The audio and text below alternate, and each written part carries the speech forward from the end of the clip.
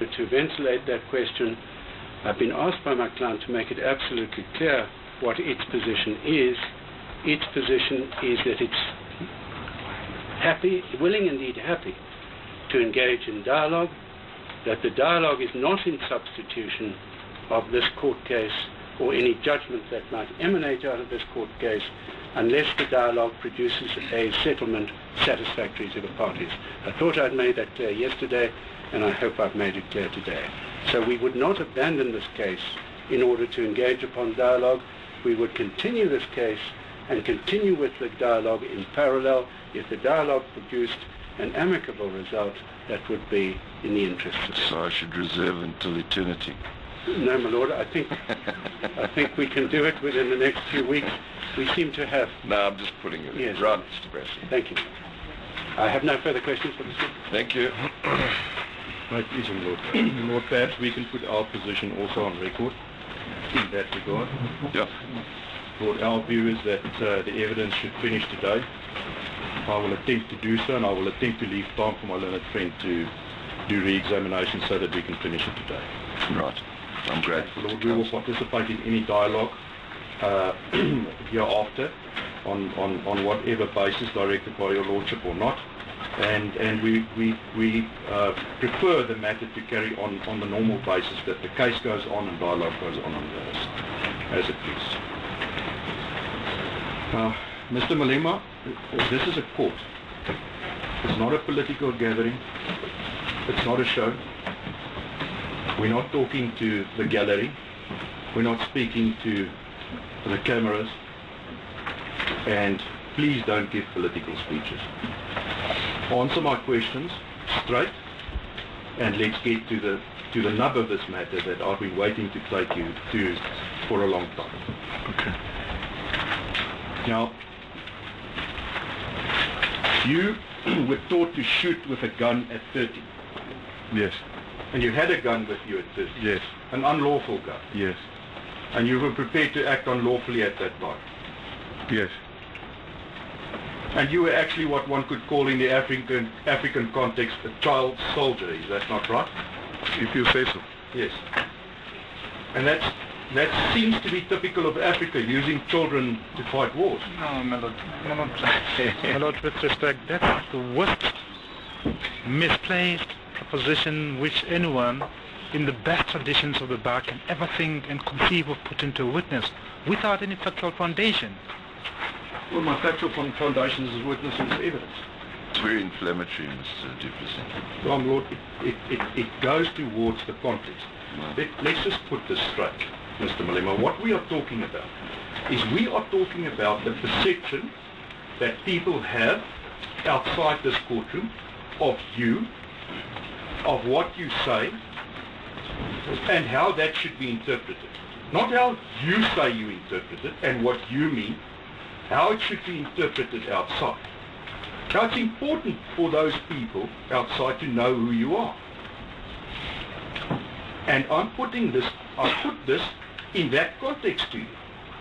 You were prepared to act as a child soldier for the ANC. I've always been a young pioneer of the African National Congress. And you were at that time, 1991, 2, 3, taught by the ANC to be a child soldier, isn't that so? I was never trained child soldier. I was a young pioneer. Young pioneer, 13 years old. Yes. But you were taught to be that. Yes, young pioneer, yes. You were taught to shoot people. Yes. And you would have done so if the instruction came. Yes. At 13. Yes. Yes. Now, the political approach that you have, sir, in our view, and in my client's view, is quite important. And we want to determine really with what views you are working with and the ANC Youth League are working with. What ideologies? Can you tell us what your political ideology is? The Youth League's political ideology. We subscribe to the National Democratic Revolution. Yes. And that revolution is about what? It's about the transfer of power from minority to majority. No, it's not just that. It's more than that. is to transfer the means of production to the people, isn't that so? Transfer of power. Maybe your question should be which power? Political, social and economic power.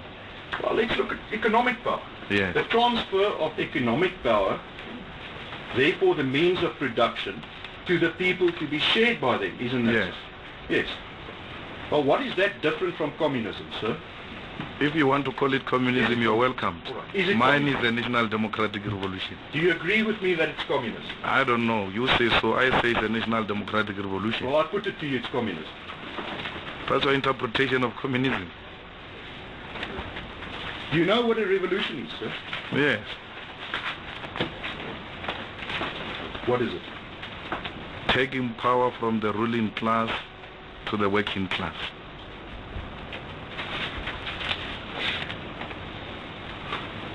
Well, sir, the most accepted political definition of a revolution, I'm going to put it to you, is from an American political scientist, Mr. S.P. Huntington, who said the following: a revolution is a rapid, fundamental and violent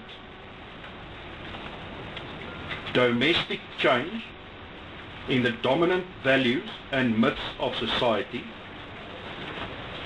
in its political institutions and social structure, leadership and government activity and policies. Do you agree with that? No. What do you don't?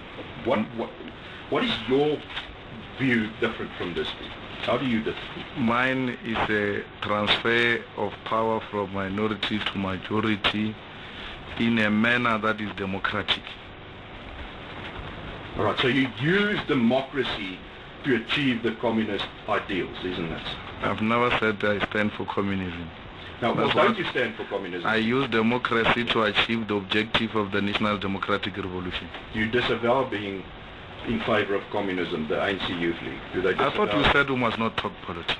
No. I said, sir, That is a Mr. serious the political audience in the discussion. gallery, please to remain calm. please, because it is distracting my cross-examination. No, I understand Every that. time somebody laughs, Mr. Duplessis, Yes. I accept that, I understand that. And again, I request the gallery to participate silently. I asked you not to make political speeches, not to answer a question that can be answered in one sentence in a long speech. That's what I asked you. I'm asking you, do you disavow, does the ANC Youth League disavow being communist?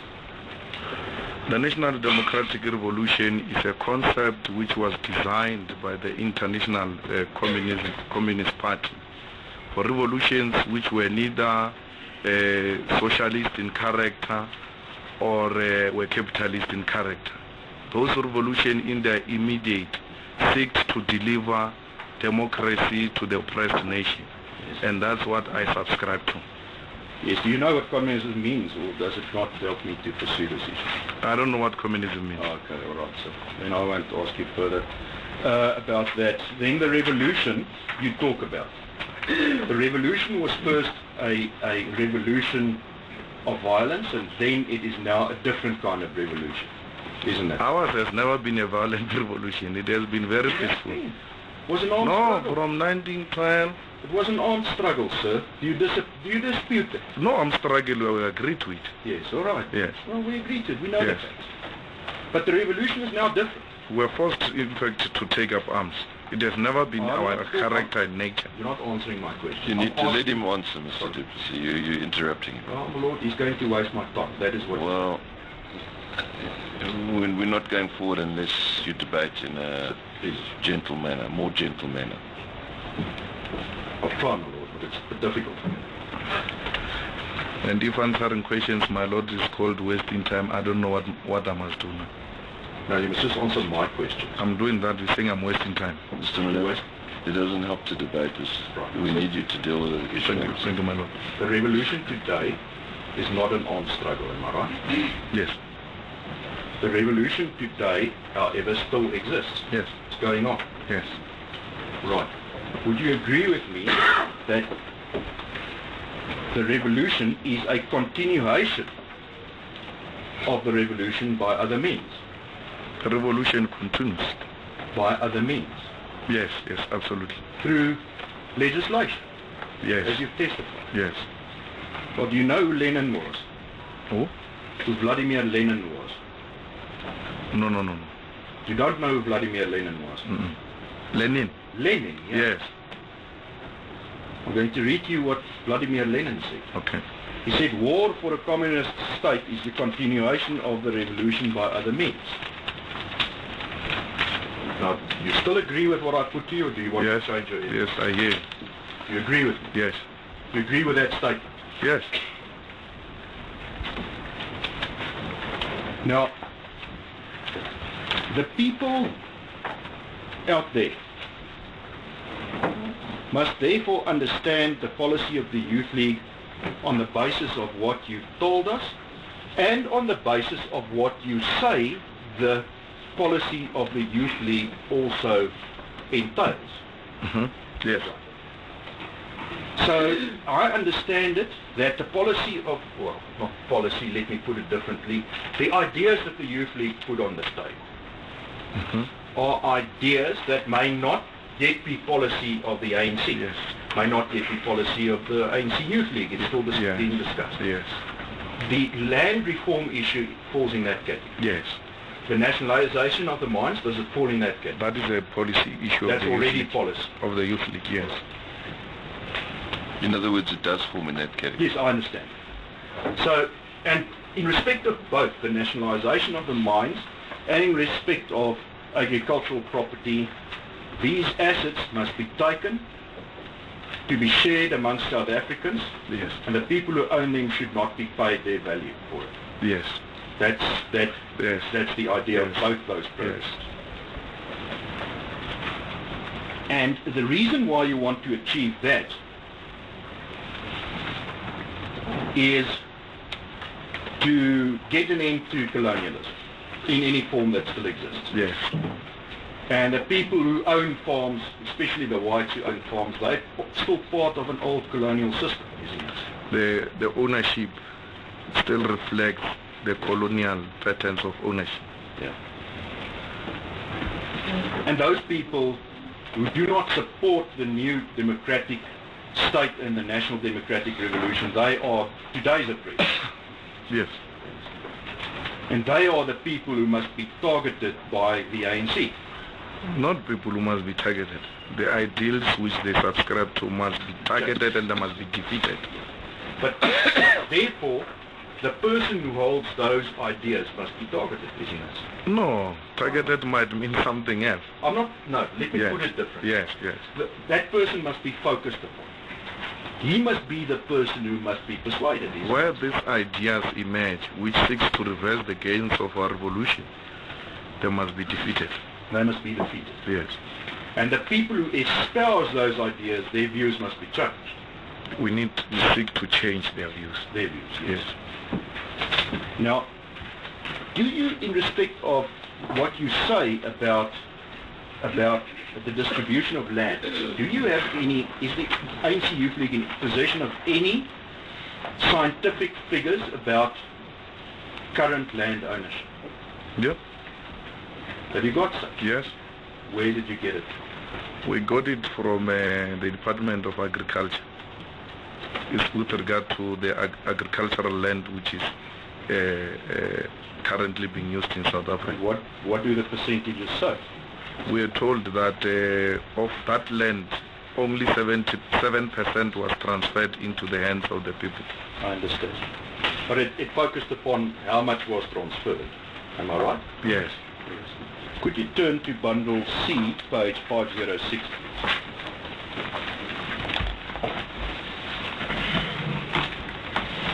Page? 506.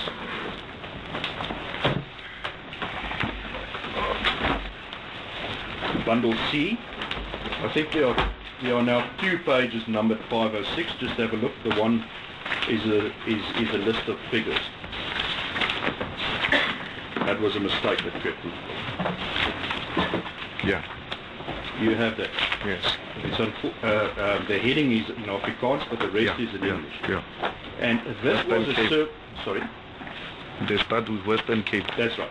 This was a survey, sir, that was done by my clients And if it is still going to be disputed eventually in this case, I'll seek leave to call a witness to prove this. But this was a survey that was received by my clients from representatives or persons who had done the research also for the government, and this was placed in possession of the government, and it reflects land ownership in South Africa as at 2001. You have no reason to doubt it. No, I have every reason to doubt it. Which government? Who are you referring to when you say government? The ANC government. No, who? Because there should be a person and the department responsible. It was presented to the current Minister of Agriculture. She has it in her possession. She has not sanctioned it. It was presented to her. It was presented to her. Yes. I'm not suggesting that she accepted it as correct. Yeah, all right. I'm saying Thank you. The government has it and they know about it. You asked to assume that it's correct. Yeah. If it is correct, then. No, my lord. I'm not going to assume, because assumptions can be very dangerous sometimes. People conduct research and without proper mandate, and research is not properly conducted. They conduct them for the sake of arriving at a particular conclusion. They are channeled types of research. We listen to different manner of research, and some of them cannot be used as an authority. You see, if they will say, my lord, this comes from Minister of Agriculture, perhaps I would assume that they are correct. Yes, sir. This survey was done by the Development Bank of South Africa. Exactly the point, my lord. After listening to those figures in this court, Yes. I went to consult through the spokesperson of the Youth League, DBSA, and they've made it very clear that nobody should use their name in that research. I understand. You have no mandate from the DBSA to use that research as theirs. They could have come to court and they could have phoned us and tell us that this is incorrect. They didn't do so. So from that point, my lord, I doubt this. Yes. Yes. But I'm not going to debate with you the correctness of this. I'm putting to you these figures, and you can answer, and I'm going to leave it. Yes. These figures on page 511, the result is that as at 2001, 506, 511. 511 of bundle C, and you will see there that the totals constitute a percentage. There are 5 columns right at the bottom on the right hand side that constitute the totals. Now the total means that it's a surface area, that's not a percentage, it's a surface area, it's by square kilometers. And the surface area owned by Africans relates to, my lord, it is a percentage, I apologize. It is 20.2% owned by Africans, 44% by whites, 1.03% by Asians, 9.37% by coloreds or colored people, and then the surface area owned by the state constitutes 25.33%. I put that to you. You dispute the correctness. I don't agree with that. Well, I put to you this is the only survey that has been done in South Africa on this basis. As far as we are concerned as the Youth League, the majority of people who constitute 90% of the population of South Africa own less than 20% of the land in South Africa. And they should have 90% of the land. That's what actually... It must be shared equally. Yes, equally. So Yes. 10% must own 10% and 90% must own 90%. The land of South Africa must be shared equally. And no apology about that. If it's equally, 10% must own 10% and 90% of the population must own 90%. That's what you are working for, sir. If you are good on percentages, you can go to that point. The point I'm making is that we must all have equal share in this land because it belongs to all of us. Yes. You don't want to answer my question. No. I'm answering it. Yes. No, you're Not on percentages. I don't want to reduce this argument into percentages and then I'm told that no, you have actually distorted percentages. Yes, it's because of policy that's changing all the time in this revolutionary state of ours. There's no When policy. it doesn't suit you, just change the policy. No, there is no changing policy. You see, in a revolution, Things are going to change. Change all the time. Change. It's only change itself which is not changing. Yeah. But everything changes. Everything else. Lord, at some stage I'm going to ask that somebody takes a visual on the persons who are laughing and that they be asked to leave the court. We'll deal with it. Thank you. Now,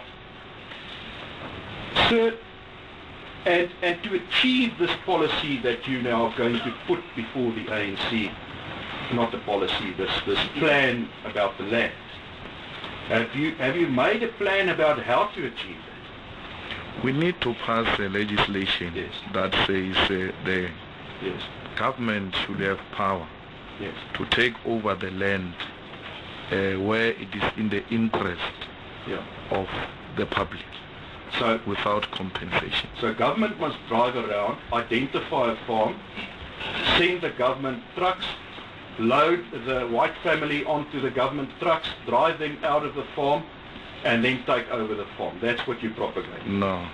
What? How then? That will be anarchic. That will be chaos. How are you going to do it? What's your plan? We need to find the method within which, including the involved family, appreciate that the land which they sit in is required by the public to be utilized on the basis of public interest. And if they refuse to go off the land? We take it. You just take it? Yes, we should take it. That's what Mr. President Mugabe has done, isn't it? No, he has done that, but the method was wrong. He didn't legislate. He has done that. You see, let's put it very clearly. If it is in the public interest, we shouldn't even apologize about it. We should tell you, we need this land, and we want to utilize it for public interest. Are you only going to take land of white people? Where we find land which must be utilized for the public interest, color doesn't matter. We need to take that land. So land that has been transferred to communities in terms of the Restitution Act that are not used, you will also take? Those communities, for sure, they will be more than willing to hear that government want to utilize this land for public purposes. Sorry, can I just go back to your schedule? Please. I just don't understand. Does it relate as a percentage to the entirety of the land or entirety of usable land?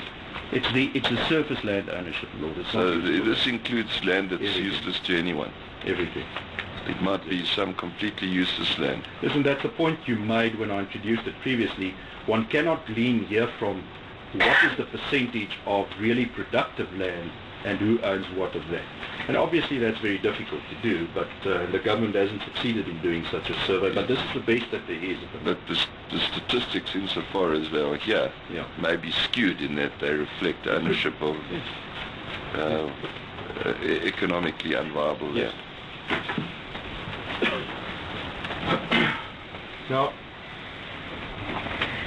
Now, sir, and these people who are farmers whose land are now taken, what must they do?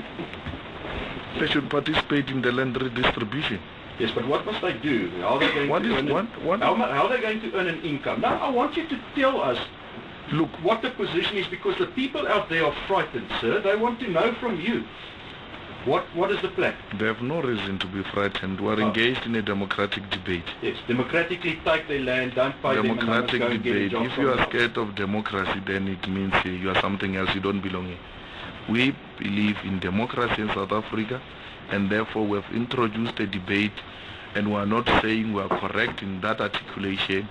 We are prepared to be persuaded otherwise, and we are persuading people to support us. If you own 83,000 hectares of land alone as a family, and we say to you, can you please share this land with these 50 extra families? Why do you refuse to share with people who also belong to the same land? Because you worked hard to earn that land, to buy that land. Let's not go back to working hard. Right, our people were forcefully removed from this land. Do you understand what democracy is? Yes. Tell me about one real democratic state where people went in and took other people's land without paying them? Zimbabwe. You regard Zimbabwe as a democratic state? What is Zimbabwe? It's a democratic state. Yeah, all right. They've been holding elections every 5 years. Oh, I see. They've been electing government of their choice. It doesn't matter that all the and they've been electing President Mugabe time and again. So don't interrupt. So we can't impose government on them. I'm asking you now. Don't interrupt me. I want to ask you the following question. International monitors did not find elections in Zimbabwe fair and free. Now, is that the example that we got? I gave you that example. If you are not happy, it's your own problem. Well, there are lots of other democracies that I can think of. Ghana, I can think of Uganda, I can think of Zambia, I can think of Mozambique even, I can think of Malawi, and that's just in Africa. Then I can think of Germany, France, Italy, Spain, England, America. Is doing what, Mr. Jefferson? Being democracies who don't take people's land without paying them. That's what I can think of. But your views, and that's what the ANC Youth League says, we must follow Zimbabwe. That's what you say. I can think of Zimbabwe which distributed land. You may not like the example, but as the example I give you. Yes. Now, the person who hears this, Mr. Malema, you will certainly agree with me that anybody who sits on a farm and he hears this will get along. No, you have got no reason to be alarmed. We are not going to use the Zimbabwean method. We said that time and again. The person is not going to be harmed by losing assets. Or what is you saying? What are you saying? I'm not talking about physical violence. I'm asking you, is he not going to be harmed in any way? What are you saying about those who were harmed when they took the land? What are you saying about them? What are you saying about people who live in this country and don't have land? What are you saying about people who were forcefully removed on their land? Landowners turned into slaves. What are you saying? What are you saying? It has always been the policy of my client that land redistribution should take place on the basis of this country's constitution, sir. And this country's constitution provides for payment of a fair market value of the property so stated. That's what we're saying. We need to amend that section which speaks about that. So the democratic... And the amendment, if you can also give me a chance to respond. Sorry. And the amendment you are talking, the constitution you are talking about, if it's going to be amended, it's going to be done through a democratic means. Yes. So if this policy is calling for hating of people, harming of people, then people through democratic means will reject the amendments of the Constitution. It doesn't mean that when Section 25 says we must take the land and compensate, therefore moving forward we cannot change that policy. Secondly, you and me sitting here, we know that government has accepted that the willing buyer, willing seller policy has failed. We should have, my lord, redistributed 30% by 2014. It has not happened. Also, the targets have failed. The South African government, ANC government, has done lots of things that are unconstitutional, and many of their laws have been found unconstitutional. And this that you're propagating, I guarantee you today will be found unconstitutional. No, we start by amending the Constitution so that when we pass the act, it's not unconstitutional. So the agreement at Kadesa, the agreement to live in a spirit of reconciliation, that is going to fall away because you're going to change the Constitution to further the national democratic revolution because you can't do it by democratic means. You see, sunset clauses have served their term. What the Youth League says, my lord, is that we need sunrise clauses. The time has come where we need to re-look into the compromises we've made. And we're calling upon everybody to be a participant. Yeah. Yes. And you see, on that basis you may even change, the ANC may even change all the provisions about the judiciary so that you only have a judiciary that serves the ANC, isn't that so? My lord, there is no discussion document of the Youth League which speaks about judiciary. So far we have released a discussion document that speaks about land redistribution and nationalization. But you testified this morning, the revolution is also about changing the dark forces of the judiciary. We need to transform the judiciary, and that is what the ANC says, and there's no reason to be apologetic about it. So anybody who's against the ANC cannot become part of the judiciary because that person will not serve the ANC. That's what you're saying. Anybody who's not prepared to serve a democratic South Africa and is still hanging in apartheid system, that person does not deserve to serve judiciary. I understand. All right, that person. So there are certain persons who are excluded. So there are certain persons who may want to come to this court to say something is hate speech, but because they are white and they don't support the National Democratic Revolution, they are arrogant to be here and they're not allowed to be here and they shouldn't be here. Is that what you say?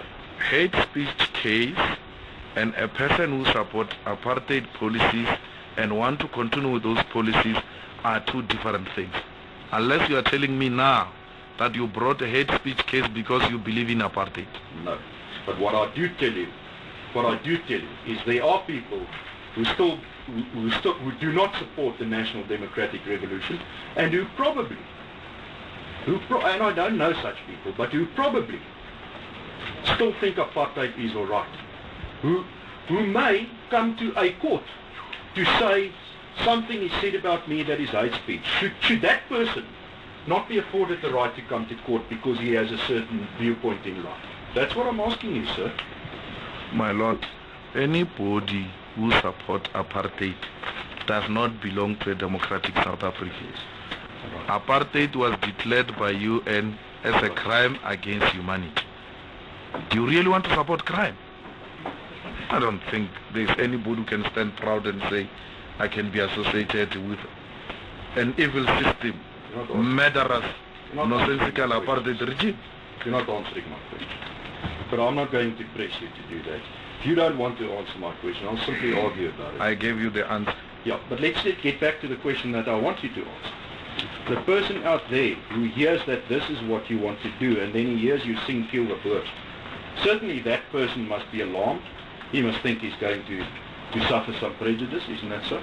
I didn't sing Kill the Boer. Shoot the Boer, please. I didn't sing Shoot the Boer. If I say shoot the Boer, kill the Boer, injure the Boer, hurt the Boer, I've referred to the same song. You know what we do. I didn't sing Shoot the Boer, hurt the Boer, kill the Boer. I sang Dubule Boon. All right, let's use those Zulu words. Yes. So if you sing Dubule Boon, and a person who's on a farm understands the Zulu and he understands what you sing, and he understands what you've told us today, and he hears what you say about taking farms without compensation, do you think that person is not going to feel worried? Is he not going to think that he's going to be prejudiced in some way? If that person understands Zulu and understands our struggle, will never be scared, because that person will know what we mean by Ibu. So you say the person whose land is possibly going to be taken with no compensation, he's not going to be worried. He'll listen to that song and he thinks, well, Julius Malema says we want to take the farms without compensation, and he sings Kill the Boer, or Shoot the Boer, or Ibulu di Bunu. But I mustn't be worried. I'm not going to be worried about my future and my situation. That's what you say. The two are different, my lord. Taking the land and singing Dubule Bunu are two different things. Mr. Malema, let me just explain to you what this court case is about, because clearly you don't understand. It is about the context in which the song is sung. That context means that His Lordship must test not what you say. His Lordship must test what my clients think. When you sing Dibula Ibunu, together with the policy statements and the political statements you make about taking farms. My clients are farms. It's about that. It's about them seeing the picture and how they react, sir. But with respect, that's a matter of argument. We'll argue about it. Let him put what his version is to the witness. But what the case is all about is a matter that will argue to your lordship at the end of the day. Well, let him put it. Let's hear it, Mr. Malema. Well, this case is different. Mr. Duplessis, Please, let's hear it.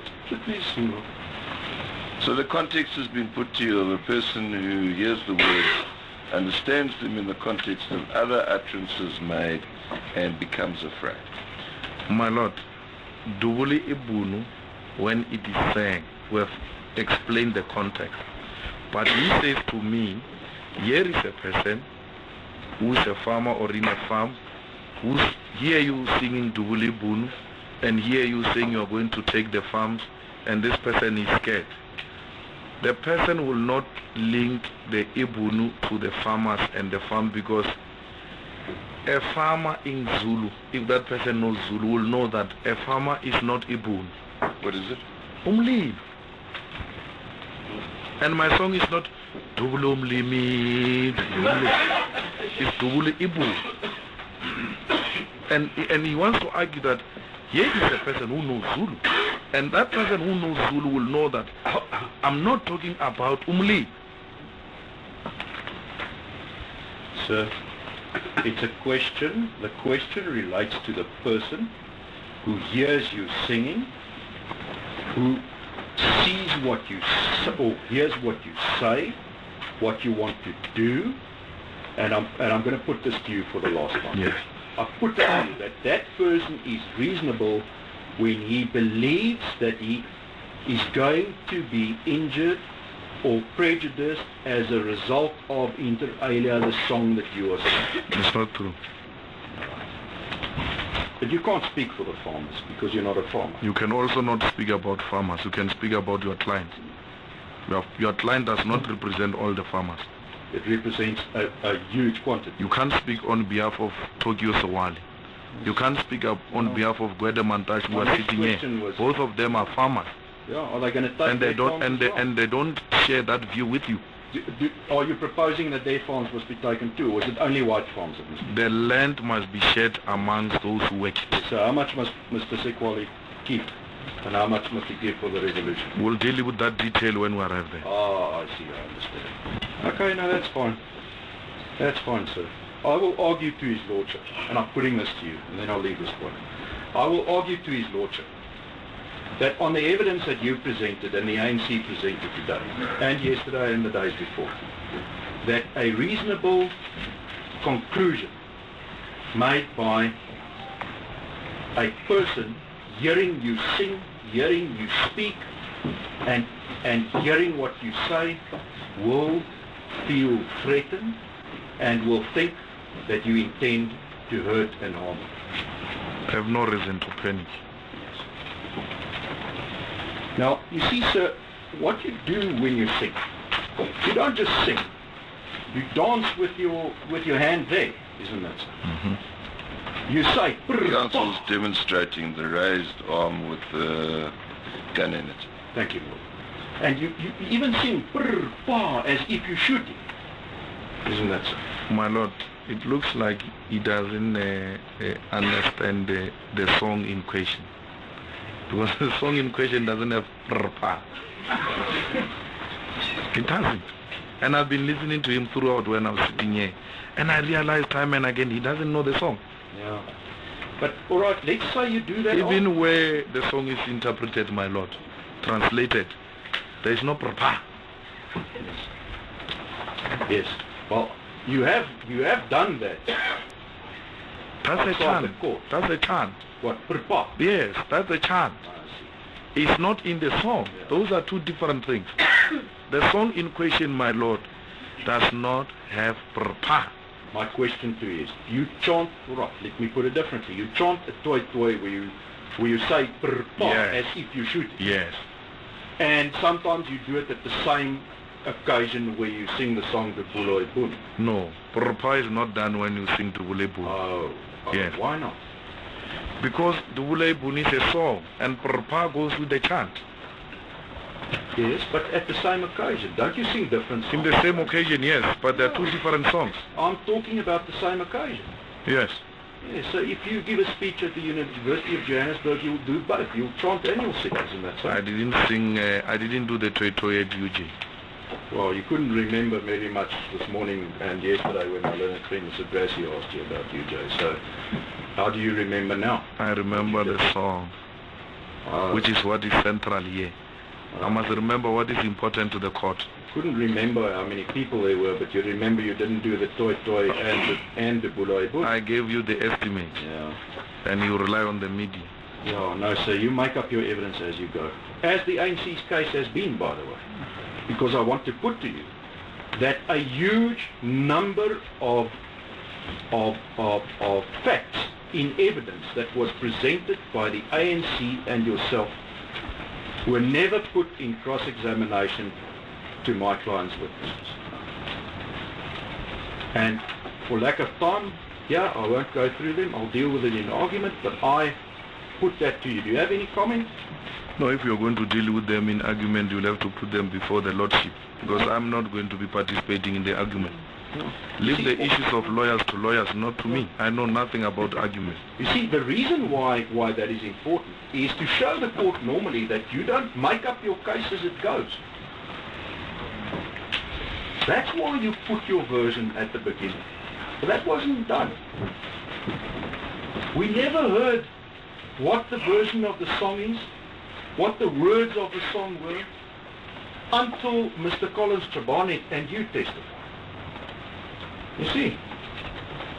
You understand what I'm saying to you? I hear you. I'm not sure that's quite correct, because we did have that debate with myself and Mr. Maleka about what the content was of the song which we were talking about. My Lord, but it was never which put. was in the beginning. Yeah, but it was, and your Lordship would have noted that the word Ngesi Bam suddenly became allegedly part of this song, which I haven't heard in the song that was played, part of the song after I raised that issue in cross-examination. We'll deal with that in argument, my Lord, but my contention here, and I'm putting it to this witness, is that the case of the ANC pertaining to the song, the words included in the song, and the version of the song was made up as we went. Was not in one witness statement dealt with by the ANC, was never put in cross-examination. That's what I put in. It's easy to make that gun shape, Mr. Duplessis. Like that. You're doing it yourself. I'm doing it myself. It's actually this finger, my Lord. I should use the PW. No, but well, we can deal with it. I'll put that to you. You put that to my lawyer. Yes, all right. Yes. Now, sir, you coming back to what you do. You see, when you speak and when you sing, there's an atmosphere, isn't it? Mm-hmm. You can feel it in the air. I don't understand. It's an exciting atmosphere. People want to participate. They also want to sing. They want to hear you. It's a political gathering. Yeah. But that's how political gatherings are, isn't it? Of the ANC. I don't know of any other political gathering. No, of the ANC. Yes. And people get excited. Isn't that so? What do you mean excited? They get excited. They get worked up. They want to sing. They want to dance. They want to shout. Yeah, it's fine. Especially African people, because it's very much different with where there are Afrikaners at a meeting. That's very boring. Nobody sings anything. It used to be in the days when they fought for who was the chairman. Well, my Lord, but that was different. That was a fight, my Lord. There was no singing. It was simply a fight, my Lord, as it pleases. And we have that example of ex-President P.W. Botha riding with his horse into a wall, breaking up a meeting of the old SAPA when he was still a nat, my Lord. But that's why culture's different. But in your culture and with the ANC, and in particular the cultures of black people in South Africa, singing, dancing, being excited, being worked up, that's all part of it, isn't it? I saw them singing outside the terrible lunch court. Yes. I saw Afrikaners singing of the AWB. When did you see that? During the court. This week? No, during the court of Terra Blanche death. Yes. Singing this time. Yes. And progressive South Africans sang the national anthem. Yes, and you were offended when they sang? No, I didn't take that very serious. No, you look offended. No, I don't look. I just saw people who belong to the past, who are refusing change. What are they doing? Yeah. You didn't like it. No, whether they are there or not, really, it is not my problem. But you didn't enjoy hearing it, did you? I saw those people singing this time, and Please answer my question. I was very happy to see our people singing national anthem. You know where I want to go, that's why you don't want to give me the answer. You weren't happy to hear that, were you? I was not happy. Yes. And I didn't go to court. Yeah, but you weren't happy And they didn't even sing of killing you, sir. No. And you weren't happy. Yes, I was not happy, Yes. but I didn't go to court. But you sing of killing people, but they must be happy about it. Because I saw them embarrassing themselves in front of a democratic nation. And let's just get this out of the way. The old flag, it's the same situation. When you see the old flag being waved, what do you think about that? This one belongs to the past. Yeah. What past? The apartheid past. And when did apartheid start? The apartheid was formally introduced in the 60s. In the 60s? Yes. I thought it was 1948, sir, when the National Party came into power. It's okay, whatever the date. No, but you see, the problem is that old flag was introduced as South Africa's flag in 1925. Yeah. Yeah. So you're going to be under a total misconception when somebody waves that flag, because that person may be celebrating 1925 when the flag was introduced, and not apartheid. By the way, for me, colonialism and apartheid, they go together. Oh, I see. It's one thing. Yeah. You see? But he would be wrong, would he? Lord, if Because that's the case of the respondent. if he makes the conclusion, he would be wrong. No, that's the case of the, and he shouldn't be hurt. But he wouldn't be. No, my Lord, he wouldn't be. If he hears it, he wouldn't. He would make the conclusion that it is waved with a certain intention, whereas the intention may differ. But it's not. The question is not if the person. We'll debate. May I just put this? It's not if the person who waves the flag, with what intention he does it. It's the recipient. I understand that. Thank you. No, but I mean, you're making a different point. You're making the point the respondent makes about the song. Yeah. In a different context. Yeah, but it's something for argument, so We'll deal with it. For a moment. So you see, sir, when somebody who lives on a farm and is an Afrikaner and is a boer and he lives on the farm and he hears these things and he watches you on TV because that's the only place he will see you because he doesn't go to ANC rallies, and he sees you on television and he hears the translation, that person hears all these things. Do you agree with me? He sees what you do. Yes. You and the people at the rallies, they hear what you do and they see what you do. And youth can be influenced, isn't it, sir? Yes. Yes. So you create, and that's what I'm going to put to you, and that's what I'm going to argue as well. You create an environment wherein it is possible that you could influence people to go out and do what you say. We do influence people. Yes. Yes. And they also and do we what you influence say. them. We influence them positive. They do what you say. Yes. Yes. And they will try to do anything possible in respect of and to advance the national democratic revolution. Absolutely. Yes. Saying and singing are two different things. They do what I say, not what I sing. You see, the perception internationally is also the following, inter alia. Could you turn to bundle C, page 237.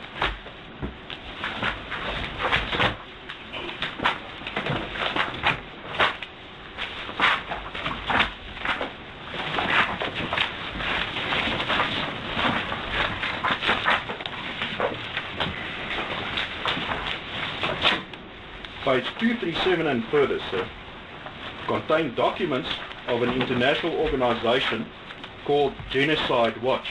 Have you heard of them? Yes. And they evaluate countries right through the world to determine what is the situation in each different country with reference to genocide, and if genocide is planned or is executed. You know about that? Yeah. And on page 249, and this is part of the context of this whole case. At page 249, they list the 8 stages of genocide.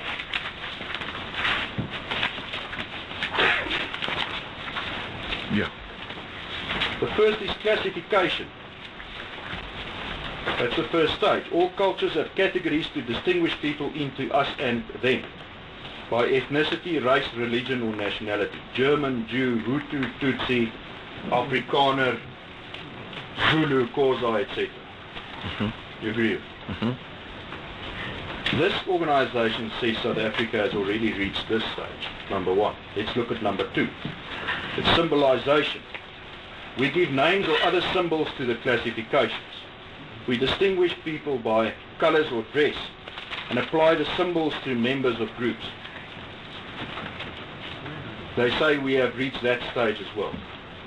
Where are they saying that? Number 2. I'll come to that. Okay. Come to that.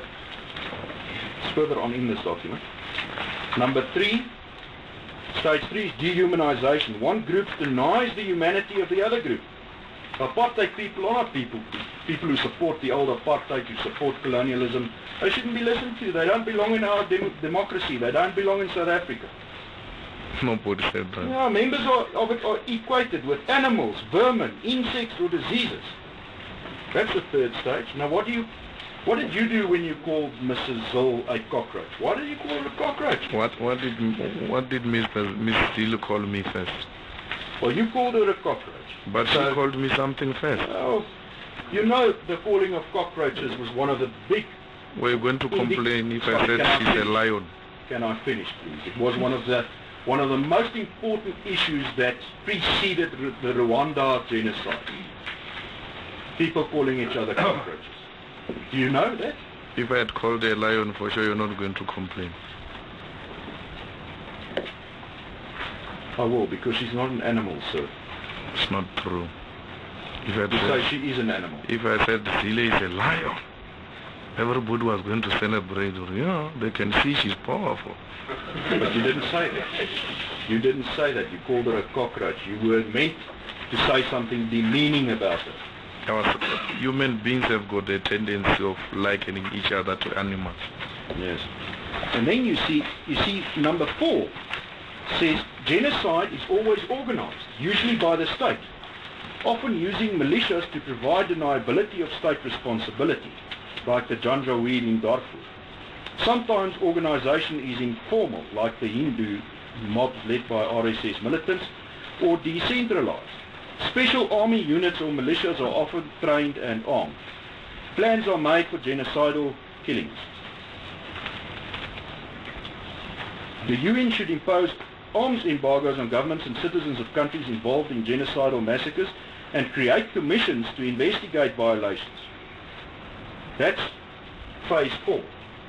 Now we know that the UN is sending a delegation to South Africa to investigate Boer genocide, don't we? I don't know that. Farm murders, sir. That is seen by the Afrikaner community as Boer genocide. No, I don't know that. And I will be very happy if they can come, send delegation to investigate farm killing, not farmers killing, farm killing. But and see how many farm workers are being killed there. Why are there so many farm murders in South Africa? A person on a farm has 700% more time to be murdered than anybody else. Why? I don't know. I'll put it to you. You Why? ask a Minister of Safety to analyze the dockets for you of what has been the real reason behind the farm killings. I'll tell you what. It's to intimidate farmers to give up their land without compensation. That's what is behind farm murders. I put that to you and I will argue that. And when you kill a farm worker, you intimidating the farm worker to take over the farm of a farm worker. No. The farm workers are being killed as well. They are the people normally who are loyal to the colonialist farm worker. They are the farm workers who are killed, sir. And who's killing them? I'm asking you. Yes, they are killed. Because we Their are wondering majority, what's they are going killed. on. They are killed by their farmers. There are international people out there, and that's what I'm showing to you, who think South Africa, the Boer nation, is undergoing a genocide. Will extend their mandate when they arrive here. Please investigate also the killing of farm workers who are killed by their bosses because they refuse to pay them. Right, and then the last point. Sorry, Lord, just bear with me for a moment. The fifth point is, fifth stage is polarization. Extremists, well, that would now be you, sir. Drive the groups apart. Hate groups broadcast polarizing propaganda. That would now be the ANC Youth League. Laws may forbid intermarriage. Extremist terrorism targets moderates, intimidating and silencing the centre.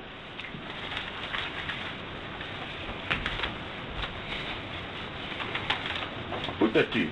That's what the ANC is doing.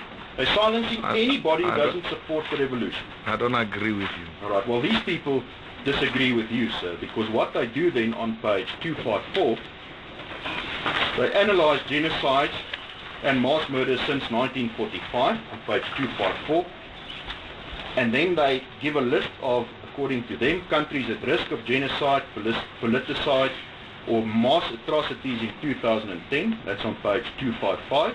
Mm-hmm. And you'll see on that page,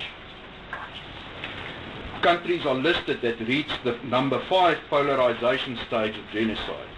Included in there is Iraq, and then not surprisingly, sir, we see your hero country, Zimbabwe. See that? Mm-hmm. And then we go on, we see Uzbekistan, we see Egypt, we see Cote d'Ivoire. This was done in 2010, and we know what happened in those countries recently. And then we carry on and we turn over the page to 256. We see Israel and Palestine, and then what do we see? We see South Africa.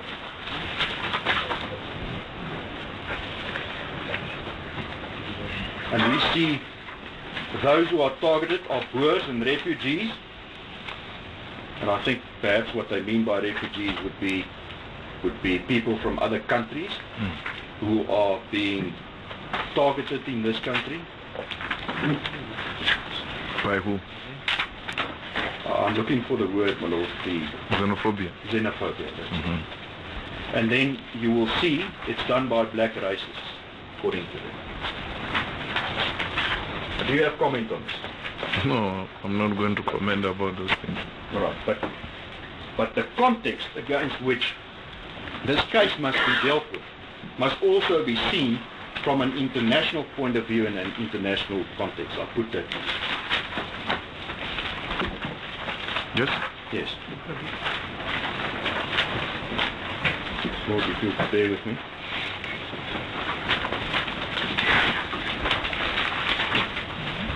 Now, Mr. Malema,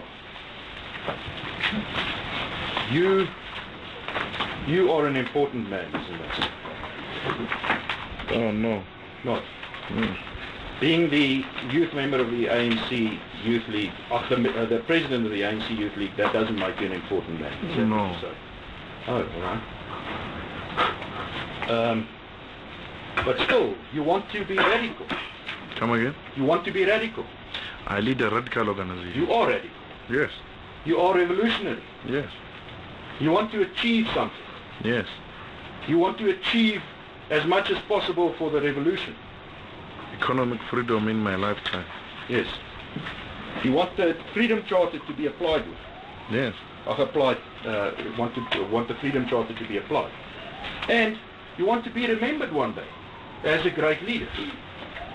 Isn't that so? No. Not. No, I'm not in a struggle for self-importance. All right. I'm here to play a role and live. And you walk on the forefront of the revolution. Not in the forefront.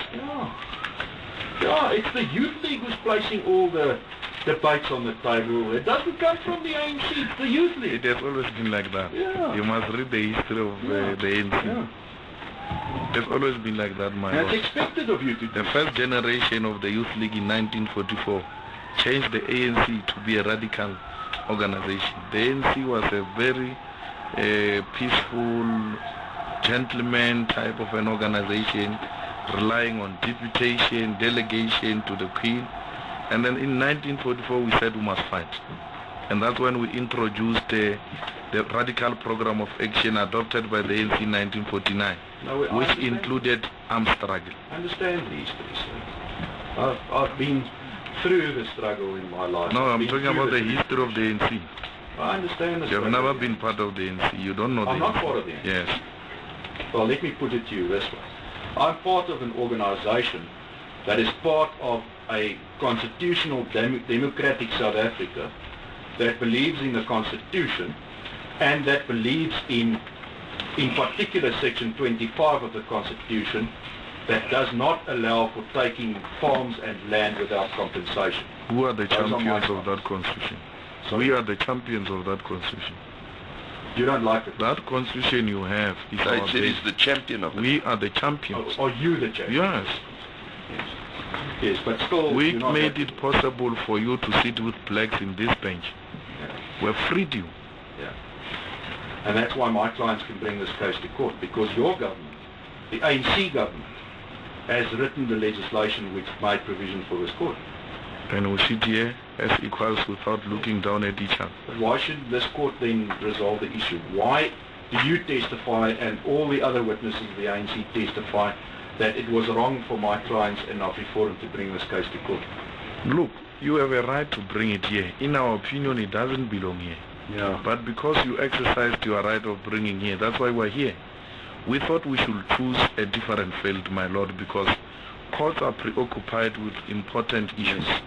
And we thought this issue, important as it is, it belongs to a societal engagement, Yes, not to court. Let us get to the point, sir. You are at the forefront of raising debates and issues and policy issues within the whole big ANC government organization. Is that It's right? not me, it's the ANC Youth League. The youth.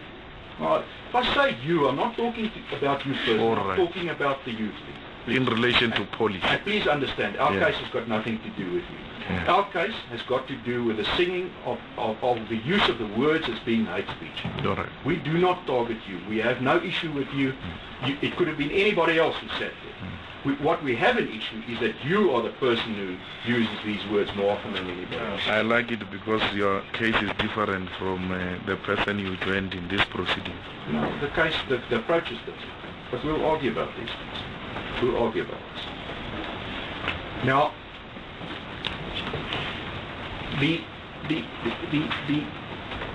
why don't the ANC, the more senior people, Yeah. the older people, the more experienced people, why don't they bring up these policy issues? What? Why don't they bring up these policy issues? They Why do. doesn't Mr. Montassi come and make a media statement and say the NEC of the ANC has decided that land must be taken, or will consider land to be taken without compensation? We make different suggestions, my lord. Mr. Mantash is on record saying we must nationalize the Reserve Bank. All right. I'll put it to you, Mr. Malema. You're being used by the ANC. I'm very Because happy. you are prepared. I'm very happy to be used by the ANC. Let me finish. You are prepared to put issues on the table that they are too scared to do. I'm very happy. That is my role. I'm a chosen one.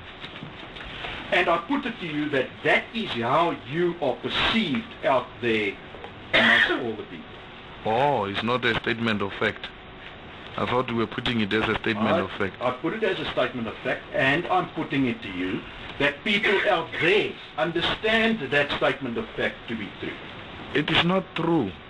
If the ANC was using me, I was not going to have a problem because I'm always willing to be used by the ANC. I'm a foot soldier of the African National Congress, and I don't apologize about that. I get my mandate from the African National Congress. Yes. In this case, on the land issue, as the debate continues, you'll be very happy to hear what is going to be the response of the ANC, because already the old ones are saying, maybe different approach, but we are very fair. And how would these people who are using us, my lord, every time we come with a proposal, they say, no, maybe try something else, not this one. On nationalization, we had a heated debate in the National General Council of the ANC, where the Youth League said, we need these minerals must benefit our people, and the ANC said, no, we hear you, perhaps let's conduct a study and see if we can find the best model of nationalization.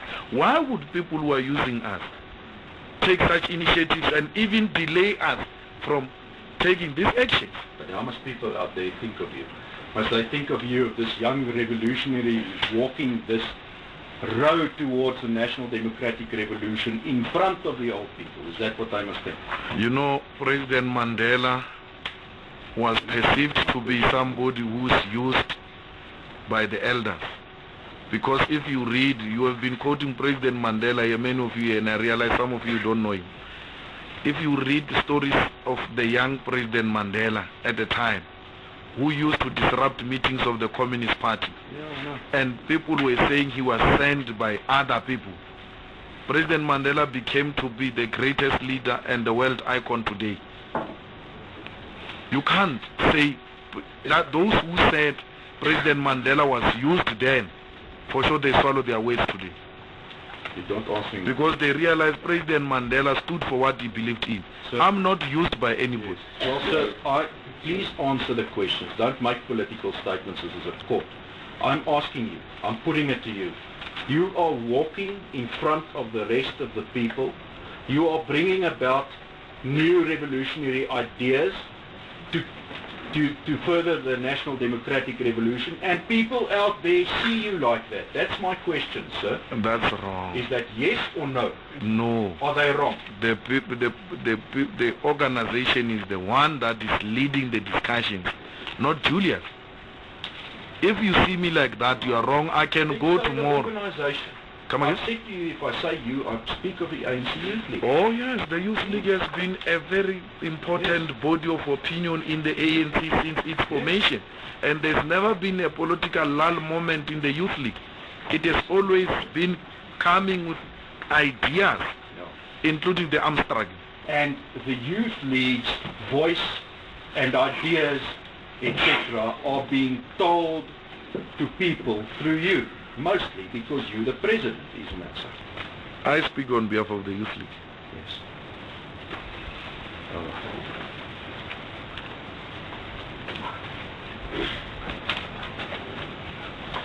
Now, and sir, then, do you always go everywhere with these bodyguards with M14 machine guns?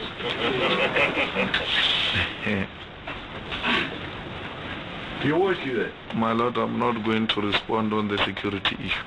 I'm putting it to you that you are creating a perception of a man who is prepared to use violence easily. You know, my lord, there are people who come here with bodyguards and they leave them outside with fake police identity cards. And they stand here and want to speak like they are not being protected themselves. I've been listening to You're talking people about me. You're talking about me, sir. Let's talk frank. Yeah. One bodyguard. One People bodyguard who has come not been with identified. fake police cards here, my lord. Sorry, sir. And they meet every day outside here as a group, with a group of thugs who are intimidating us outside. We have never brought that to attention. And we should come to you here and reveal our security so that we can compromise ourselves in front of people who are looked after by people who go around with fake police cards. Well, I don't think we need to get embroiled in this debate. May I just put this? Well, we don't need to get embroiled in it. But my lord, it is important. I've actually controlled the security quietly through the Deputy Director I General. understand it. And But what he's saying the is security, untrue. well, we needn't I've deal with not mentioned we anybody. needn't deal with it. I'd hope that the identity of council with the with the ambitions of its client, which should be kept separate, and trying to divorce you from your client. As it pleases you, Lord. And keep you as a counsel. Well, my Lord, the bodyguard was not for me, it was for my clients. Well, that's a different issue. You know my ruling on bodyguards. And he wasn't in the and court I've maintained it that way. And there are policemen who are not known to the general public who are also in the vicinity. I know that. And they are identifiable, and the Director General comes periodically, and the court security come here. All these issues are different issues. I know that. You can perhaps put that the impression that is created when people come to court surrounded by people bearing arms is something. Yes. I don't know. I think that's what you wanted to put. Lord. And then you became embroiled in a whole heated debate about something that doesn't matter. No, my Lord, but there is one important aspect. There is one important aspect of this. And that is that there is no equal access to this court for my clients as opposed to Mr. Malema's. Well, I'm not sure that that position, if it endures, comes about notwithstanding my intervention. Lord, I haven't recorded all the true facts pertaining to our security, and you know that, and I know that. Well, I've never had any private discussions with you concerning your security. No, except on one occasion prior to the commencement of this trial, which had nothing to do with the current position. No, correct. And that discussion took place in front of all the counsel who were involved. I won't take this further, my Lord. But yes, well, we don't need to become embroiled in a side issue. The point of this, Mr. Malema, is a different point here. It's being put to you that the perception, if you come to court with an army, if I can put it like that, is that you are a person who is surrounded by an army. My Lord, I've always refused to answer that question because of the reasons I've advanced. No, but the public army we know about, we've seen it. Yes, they keep on asking me about the security. No, we're not asking, you're not being asked about that. What you're being asked is this. If you are surrounded by people visibly bearing arms, you are associated as, in the minds of people, as being a person who associates himself with arms. That's all, that's the question. I don't know where that idea comes from. So because I've seen people who are protected by people with arms, and I've never perceived them as people who associate themselves with arms, or they like arms or violence. Right, there's your answer. Thank you. I'll just put it to you that when people see you arrive with 10 bodyguards with 14 machine guns at court, they think of you as a violent man. That's what I'm going to argue. And his answer is they're not right-minded people. That's the reply. But I mustn't be scared. They have no reason to be scared. No reason to be scared. No. Have you told them so? Oh, nobody asked me that. It's you who's asking me. Have you told anybody, listen, I come to court with guns, but don't be scared? Or I'm singing about killing the Boers, but don't be scared? Have you ever said to anybody that? Yes. On the song, I've always addressed it, even there on the DVD. On the 22nd of March in Mafikeng, I said to comrades, this song does not seek to incite violence. This is a revolutionary song which has been sang by many generations before me. How many white people did you tell this to? There's never been a white person who raised that concern with me. Pardon? There's never been a white person who raised that concern with me. Except the... what? Afrifora. Oh. And I explained to Mr. Ruth. Yeah. Anybody who comes to me and say the song is a problem, I explain and even make an attempt to teach. And if you do that, sir, then they must trust you. Yes. They must think you're speaking the truth. Yes. Julius Malema, who has been disciplined by the ANC. Yes. Julius Malema, who was a child soldier at 13. I'm not a child soldier. Julius Malema, who walks around with bodyguards with 10 guns. There's no 10 problem. bodyguards with guns. There's no problem. They must believe you. Yes.